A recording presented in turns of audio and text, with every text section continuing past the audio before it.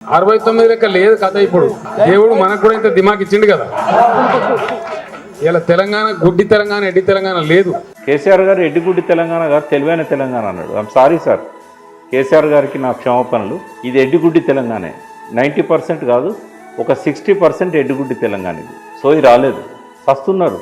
సిరిసిల్లలో మళ్ళీ 47 మంది ఆత్మహత్యలు, చేనేత కార్మికులు. ఏ ఆత్మహత్యలు ఆపాలని చెప్పి నాలాంటి వాళ్ళం ఆనాడు కోర్టును వదిలిపెట్టి, న్యాయవాద వృత్తిని వదిలిపెట్టి మేము వచ్చినామో, ఏ ఆత్మహత్యలు ఆపడానికి తెలంగాణ కావాలని చెప్పి 1200 మంది బలవన్ మరణాలకు పాల్పడ్డారో ఆ తెలంగాణను పెనం మీదకి వెళ్ళి పొయ్యిలో పడేసుకున్నది ఈ ఎడ్డిగుడ్డి తెలంగాణ ప్రజలే. సరే, ఇప్పుడంటే ఏమొస్తుంది? తప్పు చేసిండ్రు, పశ్చాత్తాప పడతారా పడరా, వాళ్ళ కర్మకు వదిలేస్తాను నేను. దానివల్ల నష్టపోతున్నది ఎవరు? నష్టపోయినలు? సిరిసిల్ల చేనేత కార్మికులు 10 ఏళ్ల తర్వాత మళ్ళీ ఆత్మహత్యలు బాటపట్టాడు.